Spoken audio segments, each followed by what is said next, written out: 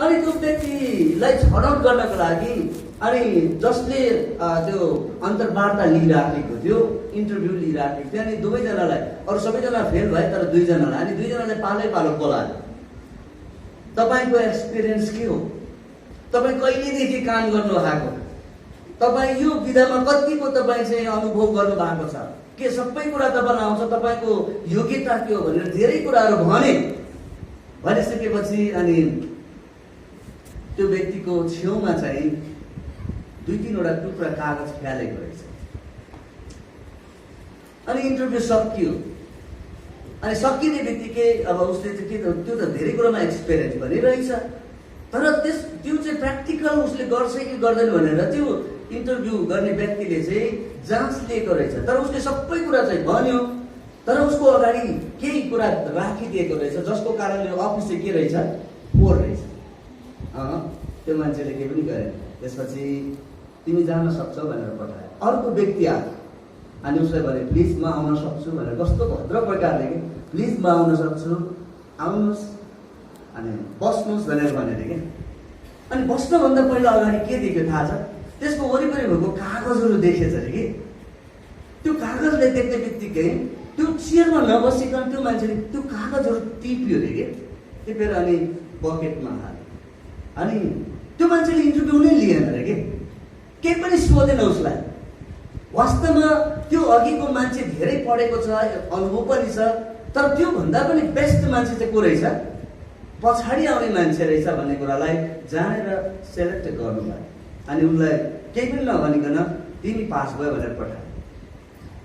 अनि परमेश्वरको राज्यमा पनि यसरी नै उहाँले हामीलाई कतिपल्ट टेस्ट गर्नुहुन्छ।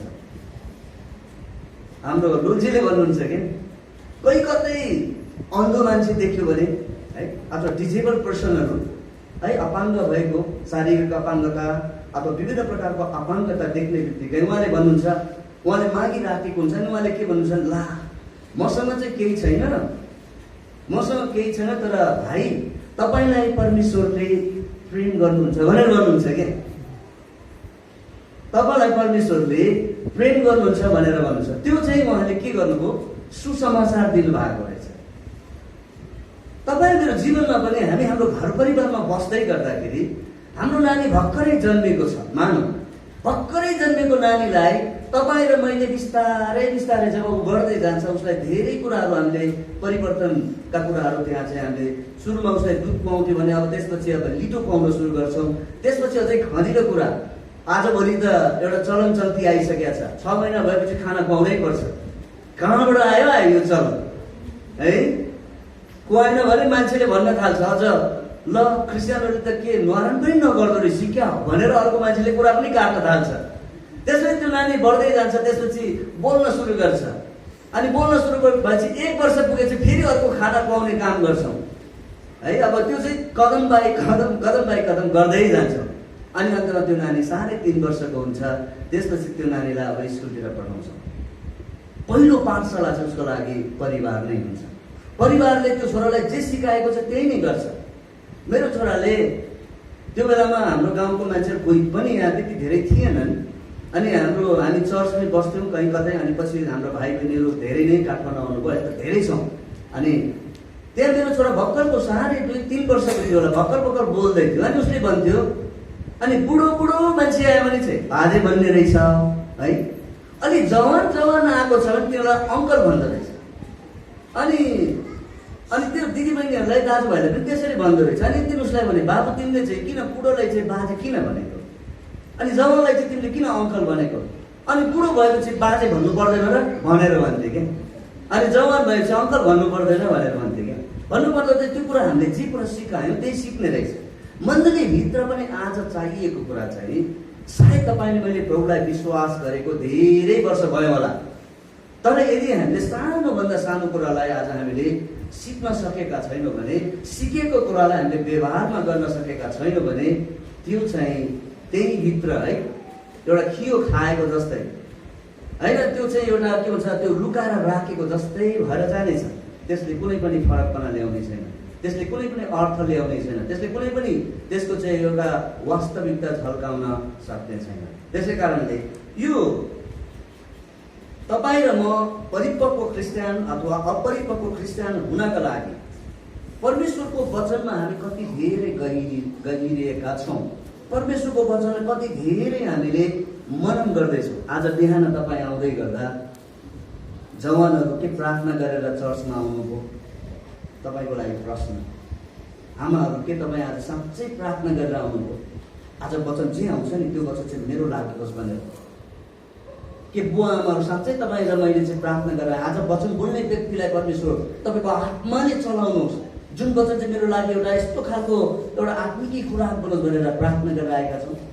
हामी नढाँटिकन यो कसैलाई भन्नु पर्दैन, तपाईँसँग भएको कुरा हो, तपाईँभित्र भएको कुरा, परमेश्वर र तपाईँको बिचमा भएको कुरालाई फेरि पनि तपाईँले भन्न सक्नुहुन्छ, प्रभु मैले यो हप्ता त मैले गरिनँ, यो 7 दिन त मैले गर्न सकिनँ, झन् यो शनिबारकै दिन पनि मैले गरिनँ भनेर प्रभुसँग इमान्दारी भएर हामीसँग माग्न सक्छौँ।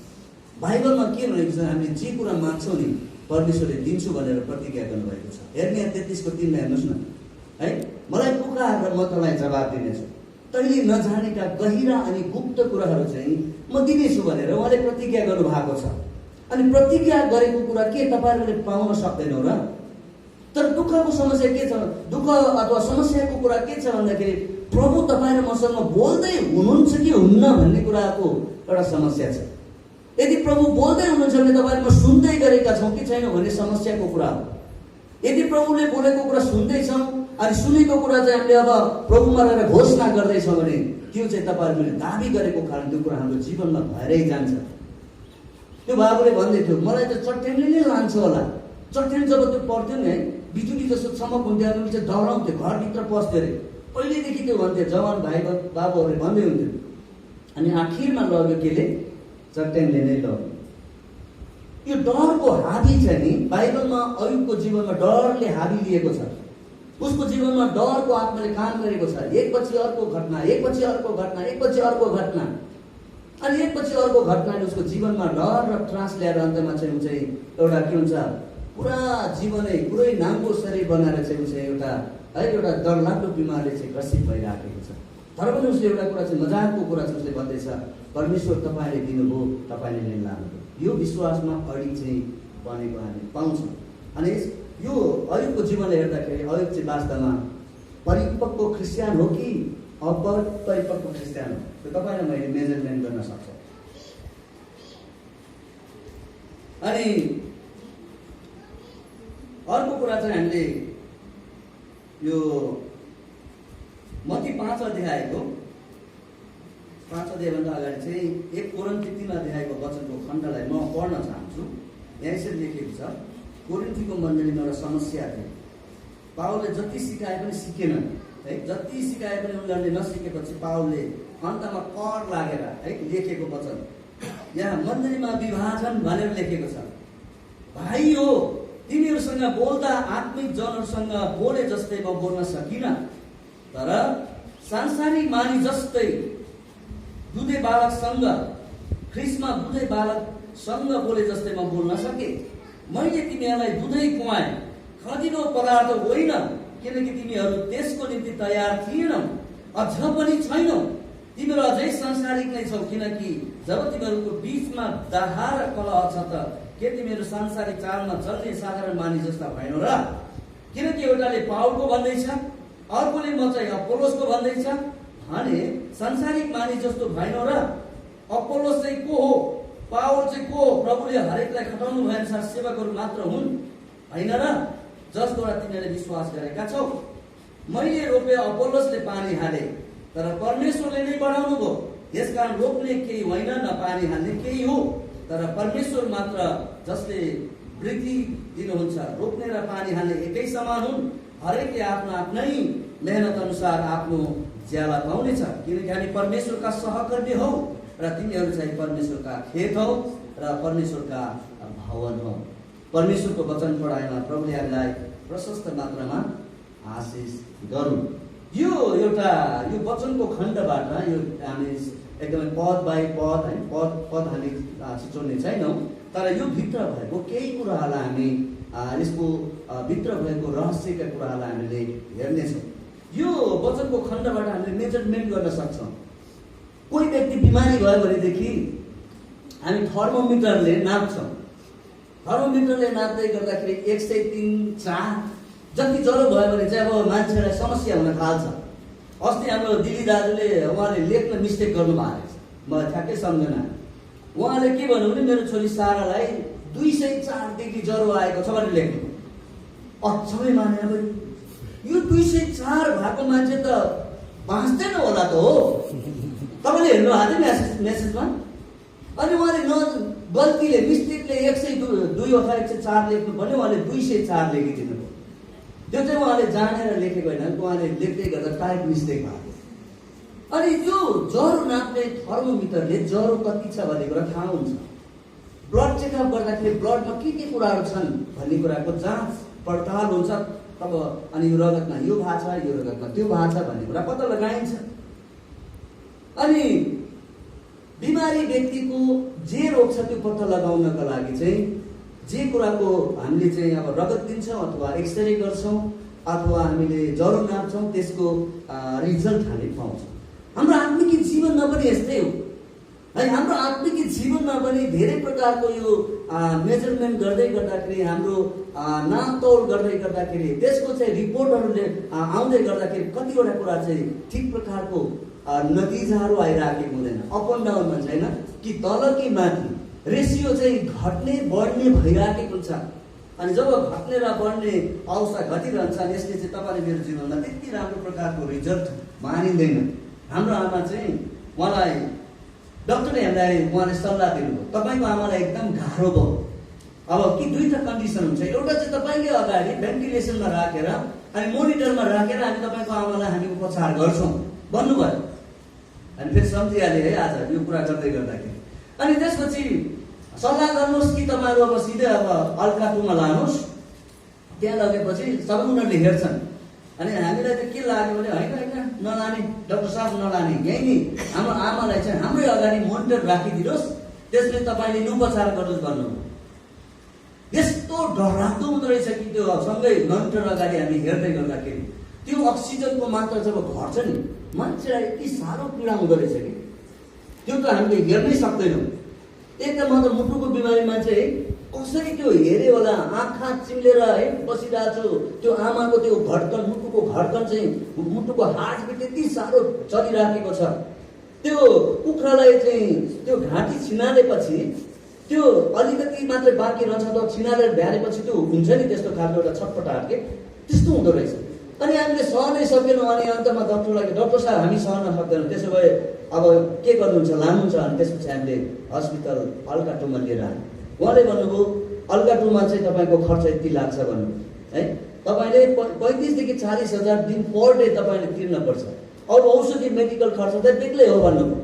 अनि हामीलाई आँट पनि लागेन है, हामीसँग पैसा थिएन। तर परमेश्वरले फेरि पछि हामीलाई एउटा यस्तो खालको कन्भिन्स दिनु लानुपर्छ भनेर सबैजना मिलेर लग्यो। हाम्रो दाइलाई सोध्छौँ, उहाँको छोरालाई सोध्छौँ, छोराले आँटै गर्न सक्नुहुन्न। अनि अन्त त्यस्तो अवस्था भएपछि हामीले लिएर गयौँ र पहिलोपटक चाहिँ उहाँलाई हार्टबिट जो एक प्रकारले अस्थिर भएको हार्टबिटलाई ठिक ठाउँमा ल्याउनु भयो। अनि उहाँ ठिक पनि हुनुभयो। त्यसको 1 हप्ता 9-10 दिनपछि हामी घरमा लिएर आयौँ। त्यसको पछि चाहिँ फेरि पनि उहाँलाई त्यस्तै अवस्था सिर्जना भयो। अन्तमा उहाँ प्रभुमा विश्राम लिनुभयो।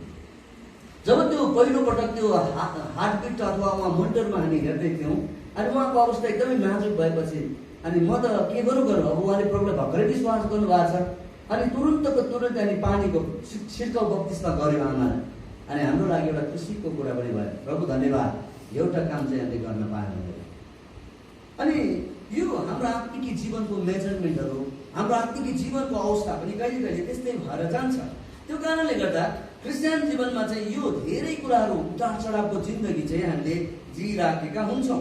त्यसैले यहाँ हामी थाहा पाउँछौँ कि यहाँ लगभग यहाँ धेरै प्रकारको विभाजित मण्डली, धेरै प्रकारको मन विभाजित मतभेद भएको कुराहरू हामी देख्छौँ। अनि संसारमा क्रिस्चियनहरूले धेरै प्रकारले नामाकरण गरिराखेको छ है। एउटा नामाकरण चाहिँ के भनेको छ भने यो क्रिस्चियनले चाहिँ एकदमै चित्त बुझाउने विश्वासी पनि हुन्छ अरे कि यो मण्डलीभित्र पनि कतिजना चित्त बुझाउने विश्वासीहरू थियो होला, कति विरोध गरेको अगुवाहरूको भन्ने पनि भयो होला। अनि अर्को चाहिँ चित्त दुखाउने विश्वासी पनि रहेछ कि यो भित्र। चित्त दुखाउने विश्वासी, चित्त दुख्यो भने पित्त फुट्छ भन्छ नि है। चित्त दुखाउनेको पित्त फुट्यो भने माछा पनि पित्त फुटेपछि मर्दो रहेछ। अनि हाम्रो पनि आत्मिक जीवन के हुन्छ, पित्त फुटेपछि मर्दो रहेछ। अनि कतिजना त सङ्गति आउन सकिराखेका छैन, किनभने त्यो निको नभएर नि है। वास्तवमा केही पनि हामीले भनेका पनि छन्, केही पनि गरेका पनि छैनौँ। तर मान्छेको जीवनमा के हुँदो रहेछ, मण्डलीमा त्यो सानो एउटा सानो नानी जस्तो के त्यो चक्लेट मागे जस्तो, मलाई चक्लेट दे भने जस्तो चक्लेट नदिएपछि रिसाएको जस्तो। संसारमा नेपाली मण्डलीको एउटा एनालाइज गरिएको छ। यो भर्खरै एनालाइज गरेको हुन त पहिलेदेखि थियो होला, तर यो मैले गएको हप्तामा पनि भन्दै थिएँ, संसारमा नेपाली चर्चहरूमा भएको एउटा घटना रियालिटीको कुरा यहाँ भन्दैछु। जब मण्डलीमा आउँछौ नि, मण्डलीमा आउँदाखेरि चाहिँ कसैसँग अगुवासँग पनि होइन, यदि विश्वासीको बिचमा सङ्गति गर्दा गर्दै भनाभन भयो। अझै चर्चमा त क्रिसमसको बेलामा अझै भनाभन बढी हुन्छ। अनि त्यो कि अब मासु पनि कि कचौराले ठ्याक्कै बराबर नाप्नु पर्यो, मासु पनि फेरि बराबर होइन, कोही त हड्डी पनि बढ्छ क्या, त्यो हड्डीले पनि चित्त दुख्दो रहेछ। फेरि कस्तो रहेछ के है हाम्रो मन के। अनि त्यसपछि 350 दिएको, मलाई त हड्डी नै हड्डी दियो। त्यो मासु बाँड्ने दिदी चाहिँ कस्तो त्यो जानेरै मलाई त्यहाँ हो भन्ने हुँदो रहेछ क्या। कस्तो होइन हाम्रो मन के त्यस्तो हुँदो रहेछ। अनि त्यस्तो खालको चोटहरू हाम्रो जीवनमा आइपर्ने रहेछ। यो हाम्रो मानवीय प्रचलन पनि हो, यो हुन्छै हुन्छ। अनि जब मान्छेको जीवनमा चोट पर्छ नि, अनि त्यसले पहिलो कुरा भन्ने चाहिँ के रहेछ, नेपाली मण्डलीको एनालाइजमा, विदेशीको मलाई थाहा छैन, उनले के भन्छ भने आज चर्चमा गएको, क्रिसमसमा गएको, 350 पैसा पनि दिएको, तर मलाई राम्रो मासु दिएन। अब म आउने हप्तादेखि म चर्च आउँछु कि आउँदिनँ भन्छ हौ, आउँदिनँ भन्छ के। अब चर्चको अगाडि त केही भनेको छैन के पास्टर, मात्र त्यहाँ मासु मार्ने मान्छे हामीले राख्नु त ठिकै मान्छे राख्यो, ग्लास पनि नापेरै दिया हो, तर मासु पर्यो हड्डी पर्यो के, चित्त दुख्यो। अब वस्तु नराम्रै खानेकुराले पनि हाम्रो जीवनमा कति ठुलो असर पार्दो रहेछ। एकपटक हाम्रो चर्चमा त्यस्तै घटना घट्यो है, अनि त्यो चाहिँ अब बितिसकेको छ। तर 1 हप्ता चर्च आउँदैन, 2 हप्ता चर्च आउँदैन, 3 हप्ता चर्च आउँदैन, त्यसपछि अब उसको जीवनमा के हुन्छ थाहा छ। अब म चर्च नजाने मान्छेले मैले कमाएको दर्शन किन दिने भन्ने हुन्छ अरे के। दर्शनसम्म म किन दिउँ, 350 दिँदा त मासु राम्रो पाएन, मैले कमाएको दर्शन अब 1-2 हजार कमायो भने 1 हजार त दिनुपर्छ। अनि दर्शन दिन छोड्छ। जब प्रभुको पैसा दिन छोड्छ नि, अब आफै आप त्यो मान्छे परमेश्वरको कनेक्सनबाट टुट्न थाल्छ, परमेश्वरको उपस्थितिबाट टुट्न थाल्छ, परमेश्वरसँग प्रार्थना गर्न उसको जीवन अब छुट्टिन थाल्छ। वचनले काम गर्दैन, प्रार्थनाले पनि काम गर्दैन, प्रार्थनाको जीवन पनि हुँदैन। अनि रियालिटी कुरा गर्दैछु, यो मैले पनि भोगेको छु क्या, हामी सबैले भोगेका छौँ कि यो कुरा। अनि त्यसपछि अब वर्षौँ हुँदै जान्छ, त्यसपछि त्यो मान्छेले न सङ्गतिमा आउँछ, न दर्शन दिन्छ, सङ्गति पनि गर्न मान्दैन। कतिले त के भन्छ भने मेरोमा त आज सङ्गति गर्न मिल्दैन भनेर पनि भनिरहेको हुन्छ। विचार आउनुहरूले फोन गरेर सोध्छ, आज तपाईँकोमा यो पालि सङ्गति गरौँ भन्दाखेरि होइन मेरोमा त सङ्गति गर्न मिल्दैन, नआउनुहोस् भनेर भन्छ। त्यसो भने उहाँले के भन्छ, अर्को आइदिएर लगाउनुहुन्छ क्या अगुवाले पनि। ठिकै छ नि त, तपाईँको कोठामा सङ्गति गर्न नआए पनि हामीले मोबाइलमै प्रार्थना गर्न दिनुहोस् त भन्दा पनि मान्दैन। अब के भन्नु, मोबाइलमा प्रार्थना गर्दा त राम्रै हुन्थ्यो होला नि त, होइन र। अलिकति कडा वचन आउँदैछ है मेरो लागि पनि है, त्यसले हामी निको हुनुपर्छ क्या। हिजोको दिनमा हामी 400-500 विश्वासी भएको हो, तर आज किन गर्दैछौँ? यिनी कतिवटा व्यवहारिक कुराले हामी गर्दैछौँ। एकअर्कामा मनमुटावको कुराले गर्दा हामीले चोट परेर हामी आउँदै राखेका छैनौँ। कोभिड-19मा सबैजना बिमारी भएको, तर हामी चित्त दुखाएर बसिरहेका छौँ क्या, चित्त दुखाएर। अनि चित्तले चाहिँ पित्त फुट्दै अब बाइबल अध्ययन पनि छैन, सङ्गति पनि छैन, अब सांसारिक चाहिँ पनि हुन थाल्यो। अरू ठाउँमा गइदिए त राम्रै हुन्थ्यो। आजभोलि हामीले धेरैजनालाई प्रभुमा ल्याउँदैछौँ, अलिक कता कता प्रेरित जस्तो पो हुँदैछौँ क्या म पनि, अहिले हामी पनि जहाँ विश्वास गर्छ त्यही जा भनिरहेको छौँ क्या। उता वसुन्धरामा विश्वास गरेको मान्छे यहाँ ल्याएर कति हप्तासम्म आउँछ, त्यसपछि आउँदैन, के गर्नु, जा नानी त्यही नजिकै हाम्रो विश्वास मिल्ने ठाउँमा जा भन्नु। अस्ति सोधेको त त्यो नानी त कन्टिन्यू गइरहेको छ चर्च के, प्रभु राम्रो बढिरहेछ। श्रीमानले पनि छोडेको त श्रीमानसँग पनि राम्रो सम्बन्ध भएको छ। ल कस्तो राम्रो है, यस्तो खबर सुन्दाखेरि त राम्रै लाग्छ। अनि अस्ति एकजना यहाँ नानी आइराखेको थियो है, त्यो नानी बिरामी हुन्छ कि त्यो थाहा छैन। अनि त्यो नानीले हाम्रो सनमले फलोअप गर्दै थियो। भन्न चाहेको कुरा चाहिँ हामीले कतिपय हाम्रो विश्वासले चाहिँ सकेसम्म हामी हाम्रै चर्चमा ल्याउन चाहन्छौँ, तर कतिवटा अवस्थामा चाहिँ नजिकै भएको चर्चमा पनि पठाउँदा केही फरक पर्दैन, तर हाम्रो विश्वास मिल्नु पर्यो। तर मैले यहाँ भन्न चाहेको चाहिँ विश्वासीहरूको के भन्छ यो विचारहरू चाहिँ फरक फरक हुँदो रहेछ। चित्त बुझाउने चाहिँ जस्तो भए पनि ठिक छ, मासु आधा ग्लास दिए पनि ठिकै छ उसलाई, होइन बरु पुलाउ नदिए पनि अब साधन खाँदै नि ठिकै छ, ए सधैँभरि आउने चिज त हो नि है भनेर चित्त बुझाएर बस्छ। तर चित्त दुखाउने चाहिँ चित्त दुखाएरै बसिराखेको हुन्छ। अझ चाहिँ कोही चाहिँ चित्त नबुझाएरै बसिराखेको छ, चित्त बुझाउने, चित्त दुखाउने, चित्त नबुझाउने, चित्त नबुझ्ने। यस्तो नभएको भए राम्रो हुन्थ्यो के, यस्तो भयो नि, यस्तो किन गर्यो, खालि त्यही मात्र कुरा के, चित्त नबुझेको नि त, चित्त नबुझेपछि गाह्रो हुँदो रहेछ। अनि अर्को चाहिँ यो के अरे हरुवा विश्वासीहरू हुन्छ अरे क्या। हरुवा भनेको चाहिँ एकदमै हारपूर्ण जीवन जिउने विश्वास, तर लुजर विश्वासी भन्छ कि एकदमै के भन्छ हारपूर्ण जीवन। अनि यहाँ पनि त्यो प्रकारको वाद विवादले हारपूर्ण जीवन बिताइराखेका छन्। अर्को चाहिँ एउटा बहानाबाजी गर्ने अरे के, बहानाबाजी भन्नाले बहावमा कसैले केही कुरा भन्यो तुरुन्तै जसलाई विश्वास पनि गर्ने, बहावमा बहकिने भन्छ के, बहावमा अथवा केही कुरा गर्ने बहाना तुरुन्तै पनि बनाउन सकिने, त्यस्तो खालको विश्वासी पनि हामी हुन्छौँ।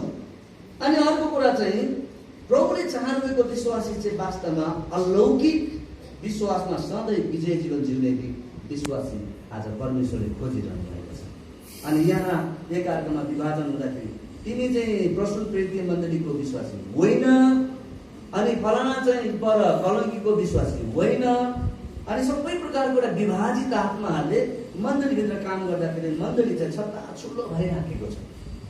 मण्डलीमा चाहिँ एक प्रकारको सम्बन्ध बिग्रेर गइराखेको छ।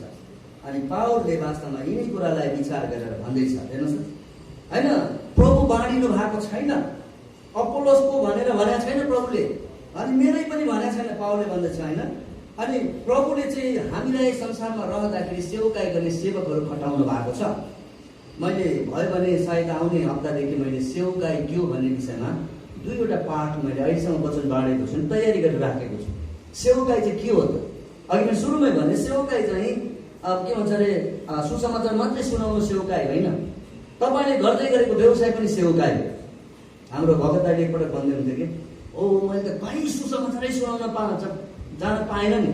अनि दाइले भन्नु के अरे टेलरिङ सुरु, अब तपाईँले टेलरिङबाट सुसमाचार सुनाउँछ है दाइ भनेर भन्नु। भनेको चाहिँ तपाईँले जहाँ छौ नि, जुन ठाउँमा तपाईँहरू मेरो सेवकाई बासमा त्यही नै म जस्ट एउटा सेवकाईको कुरा गर्दै गर्दा ल्याएँ, यो पछि हामी सुन्नेछौँ। तर अर्को एउटा विश्वासी चाहिँ कस्तो खालको हुन्छ भने यो भावनात्मक उत्तेजनामा आउने विश्वासी हुन्छ अरे क्या। भावनात्मक जे कुरा भन्यो नि हस्, जे कुरा भन्यो नि हस्, जे कुरा भन्यो नि हस्, अनि पछि चाहिँ हट हुँदो रहेछ अरे क्या। जे कुरा माने हस्, जे कुरा माने हस्, जे कुरा माने हस्, तर पछि के हुन्छ अरे हट हुन्छ। हट भनेको पछाडि जाने क्या। अनि उसलाई केही कुरा वचन सुने पनि तुरुन्तै उसले गरिहाल्छ। अनि हामीले केही कुरा गर्नुपर्छ भने पनि तुरुन्तै मुठी पनि खोलिहाल्छ। आज फलाना व्यक्तिलाई यस्तो समस्या भएको छ, तपाईँहरू यदि कसैले दिन चाहनुहुन्छ भने दिनुहोस् भनेर अहिले हाम्रो लालराजले अगाडि आएर पुलपिटमा भन्नुभयो हाम्रो मिक्सर र अब एउटा गिटार किन्नको लागि 1,50,000 चाहिएको छ। कसैको मनमा चाहिँ ओहो मैले दिन पाएँ भने त राम्रै होला भनेर पनि हामी दिन खोजिराखेका हुन्छौँ। तर यो चाहिँ कस्तो भने फिलिङ एकदमै एउटा के भन्छ ठुलो एउटा फिलिङ आयो कि ओहो म यो गरेँ भने राम्रो होला भनेर। तर तपाईँले गर्नभन्दा पहिला प्रभुसँग सोध्नुहोस्, प्रभुसँग सोध्नुपर्छ। मैले कुनै पनि व्यक्तिलाई मैले सहायता गर्न चाहन्छु भने म 3 पटकसम्म प्रभुले जबसम्म बोल्नुहुन्छ नि म गर्दै गरेँ। जब म गर्छु नि, जब त्यो व्यक्तिलाई हामी गर्छौँ नि त्यसको साटो परमेश्वरले फेरि अर्कै तरिकाले दिनुहुन्छ। मलाई धेरै त्यस्तो अनुभव छ। यी दिनहरूमा हामीलाई धेरै गाह्रो अप्ठ्यारो परिस्थितिहरू छ, अनि मैले प्रभुसँग प्रार्थना गरिराखेको छु, अनि प्रभुसँग बिन्ती गरिराखेँ। सबै समय चाहिँ मान्छेको जीवनमा सहज हुँदैन, तर नहुँदा पनि हामी आत्तिनु हुँदैन, हुँदा पनि के हुनु हुँदैन रे मात्तिनु हुँदैन। परमेश्वरले सबै प्रकारको समयलाई उहाँले चाहिँ आफ्नो हातमा आफ्नो मुठीमा लिनु भएको छ। त्यसै कारणले गर्दा हुँदा र नहुँदामा दुवै अवस्थामा प्रभुसँग हामी एकदमै एउटा परिपक्व क्रिस्चियनको एउटा व्यवहार हामीले देखायौँ भने अनि संसारका मानिसले देख्नेछन् यी मानिसहरू नै संसारलाई के गर्ने रहेछन्, उलट पुलट पार्ने मानिस, संसारलाई परिवर्तन गर्ने, संसारलाई चाहिँ एउटा गवाई दिने मानिसहरू। मत्तीको 5 अध्यायको 13 र 14, 15मा हेऱ्यो भने थाहा पाउँछौँ। त्यो वचनको खण्डलाई हेऱ्यो भने त्यहाँ 1 घन्टाको वचन छ, त्यो म भन्दिनँ। त्यहाँ चाहिँ के भने तिमीहरू चाहिँ संसारको नुन हो अनि तिमीहरू चाहिँ पृथ्वीको के अरे ज्योति हो है, अथवा पृथ्वीको नुन अथवा पृथ्वीको ज्योति हो, संसारको ज्योति हो। अनि त्यो ज्योतिले जसरी उज्यालो दिन्छ अनि त्यो नुनको जसरी स्वाद आउँछ त्यस्तै प्रकारले हाम्रो क्रिस्चियन जीवनको पनि स्वाद आउनुपर्छ। त्यो चाहिँ परिपक्व क्रिस्चियनहरूबाट आउने स्वादिष्ट कुरा हो। अनि वास्तवमा नुनलाई के भनेको छ भने नुन चाहिँ एउटा शुद्ध पदार्थ हो। हाम्रो जीवनबाट येशूमा विश्वास गरेपछि शुद्धतामा जिउने कोसिस गर्छ। अनि दोस्रो कुरा चाहिँ नुनले चाहिँ के गर्छ भने सबै चिजलाई सड्नबाट बचाउँछ। तपाईहरुको क्रिस्चियन जीवनमा अपरिपक्वतातर्फ धकेल्ने छ भने त्यसलाई फेरि फर्काएर हामी चाहिँ फेरि शुद्धताको जीवन जिउन खोज्छौँ है। यसले चाहिँ सबै कुरालाई हाम्रो क्रिस्चियन जीवनको गवाई बिग्रनदेखि बचाउँछ भनेको छ नुनले चाहिँ। भनेको नुन चाहिँ हाम्रो शरीरको लागि नभई तत्त्व पदार्थ हो जो चाहिँ सबै कुरामा नुन चाहिन्छ। अस्ति त्यो बाबुलाई हामीले के अरे वास्तवमा उसले एकै पटकमा त्यसले उसको घाँटीमा राखेको के अरे उसको खुट्टामा बाँधेको साङलाई एकैपटक चुडाउन सक्छ कि, तर पनि उसले के भन्छ, म सक्दिनँ नै भनेर बस्छ। अन्त उसको जीवनमा सक्दैन नै भएर उसको अन्तिम जीवनमा शेष भएर जान्छ। साँच्चै नै यो शैतानले हामीले डरको है, डरले चाहिँ हामी बनाइराख्न चाहन्छ। बाइबलमा हामी डरको बारेमा हेऱ्यौँ भने परमेश्वरको डर चाहिँ एकदमै आशिषको कुरा हो, तर शैतानले ल्याउने डर चाहिँ हाम्रो लागि चाहिँ एकदमै नकारात्मक कुरा हो, जसले चाहिँ हाम्रो जीवनलाई तहसनहस बनाइदिन्छ। अनि बाइबलमा 365 पटक डरको बारेमा, परमेश्वरको भयको बारेमा, परमेश्वरको इच्छाअनुसार जिउने कुराको बारेमा लेखेको हामी पाउँछौँ। अहिलेको 10मा के भनेको छ भने सुरक्षाको कवच लगाउनुपर्छ। येशूको सुरक्षाको कवच लगाउने, येशूको रगतद्वारा हामीले सुरक्षाको चाहिँ घेराभित्र ल्याउने। बाइबलमा हामी हेऱ्यौँ भनेदेखि यो यहोशूको पुस्तकमा हामी हेऱ्यौँ भनेदेखि त्यहाँ के लेखेको छ भने रातो डोरी बाँधेको व्यक्तिहरूमा चाहिँ परमेश्वरको सुरक्षा छ भनेर लेखेको छ। 2 अध्यायको 18 पदमा 2:18मा म पढ्न चाहन्छु। यस मानिस हामी यस देशमा आउँदा जुन झ्यालबाट तिमीले हामीलाई ओह्रालेका छौ त्यही झ्यालमा यो रातो डोरी बाँधिराख्नु पर्छ। तिम्रा बुवा आमा र दाजुभाइ र तिम्रा बाबुका सारा घरानालाई घरभित्र भेला गरेर राख्नुपर्छ। जो तिम्रो घरबाट बाहिर सडकमा निस्कन्छ त्यसको रगत त्यसैको शिरमा पर्नेछ अनि हामी निर्दोष रहनेछौँ।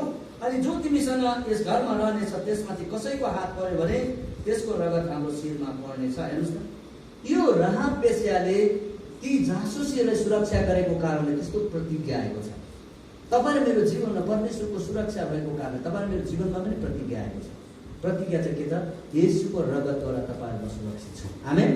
येशूको रगतद्वारा तपाईँहरूमा चाहिँ संरक्षित छौँ। तपाईँहरूमा संरक्षित जीवनमा भएका यस्ता अपरिपक्वताका बन्धनहरूलाई अनि असहज कुराहरूका बन्धनहरूबाट येशूले हामीलाई पूर्ण रूपमा स्वतन्त्र गर्नुभएको छ। हामीले यो युहन्नाको पुस्तकको 11 अध्यायको 43 र 44 पदलाई मात्र पढेर अनि म प्रार्थनामा अगुवाई गर्न चाहन्छु। यहाँ यसरी लेखेको छ, यो बन्धनहरू है, यस्तो प्रकारको बन्धनहरू छन् यहाँ। अनि यी कुरा भन्नुभएपछि उहाँ उच्च स्वरले कराउनु भयो, लाजरस बाहिर निस्किआऊ। यो मृत मानिस त्यसका हात खुट्टा पत्तीले बाँधिएकै अनुहार लुगाले बेरिएकैमा बाहिर निस्किआयो। यसले तिनीहरूलाई भन्नुभयो, त्यसका बन्धन खोलिदेऊ, त्यसलाई जान देऊ। त्यसका बन्धन खोलिदेऊ। हाम्रो अपरिपक्वताका बन्धनहरू, असहजपनाका बन्धनहरू, हाम्रो कुरा काट्ने बन्धनहरू, समस्याका बन्धनहरू है, साँच्चै यो संसारको यो लोभ र लालचका कुराले हामीलाई बन्धनमा पार्ने बन्धनहरू, धेरै प्रकारका बन्धनहरू छन् होइन। गरिबीका बन्धनहरू, राजनीतिका बन्धनहरू, धार्मिक बन्धनहरू, अनि साँच्चै यो मृत्युका बन्धनहरू, सांस्कृतिक बन्धनहरू, अनि साँच्चै आत्महत्या गर्ने बन्धनहरू, बहुविवाहका बन्धनहरू, यो पनि ठुलो डरलाग्दो प्रकारले आज संसारभरि फैलिराखेको छ है। अनि सहायता गर्न नसक्ने बन्धनहरू, अनि अगुवाई गर्ने अगुवाहरूलाई चाहिँ आदर गर्न नसक्ने बन्धनहरू है, सेवकहरूलाई। अनि अझै पब्जी गेमको बन्धनमा परेकाहरू छन्। पब्जी गेमले जिन्दगी नै बिगारिरहेछ। आमाले भनेको नि सुन्दैन, बाउले भनेको नि सुन्दैन है, बच्चा त्यस्तो पो भइसकेको छ।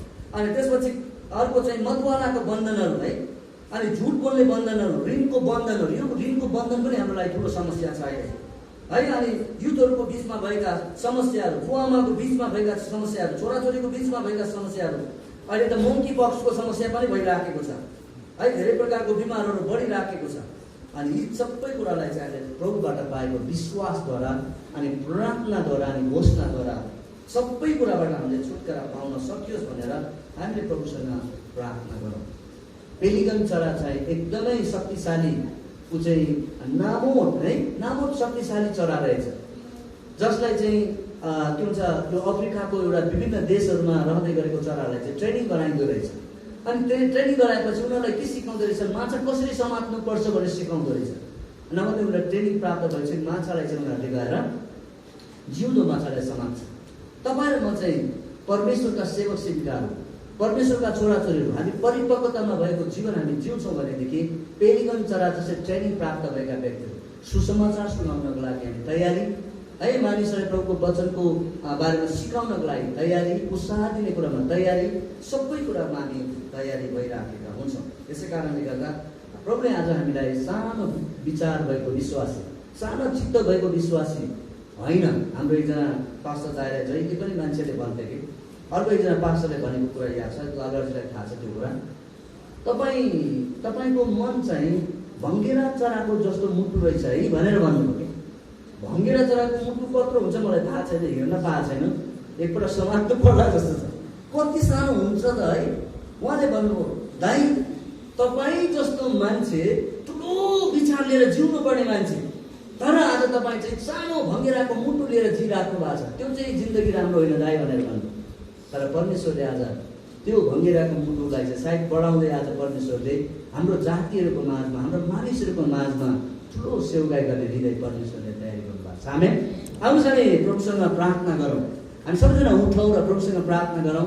हामी चाहिँ परिपक्व है, एउटा उदाहरणीय जीवन, एउटा चाहिँ आँटिलो जीवन, एउटा चाहिँ विश्वासले भरिएको जीवन, परिपक्वतामा बढ्दै गरेको विश्वासको जीवन जिउनको लागि पवित्रात्मा परमेश्वरले हामीलाई सहायता गर्नुभएको छ। हामी सबै कुरा जानेका छैनौँ, म आफैले पनि सबै कुरा जानेको छुइनँ, तर एउटा कुरा निश्चित हामीले बुझ्नुपर्ने, परमेश्वरले हामीलाई कसरी डोर्याउन चाहनुहुन्छ, परमेश्वरले हामीलाई कसरी हिँडाउन चाहनुहुन्छ, परमेश्वरले हामीलाई कसरी अगुवाई गर्न चाहनुहुन्छ। पहिलो सुन्नुपर्ने हुन्छ, सुनेको कुरालाई हामीले चाहिँ साथै विश्वास गर्नुपर्ने हुन्छ, अनि विश्वास गरेको कुरालाई हामीले घोषणा गर्नुपर्ने हुन्छ। अनि त्यो चाहिँ विश्वासी, परिपक्व विश्वासीको एउटा नमुना पनि हो।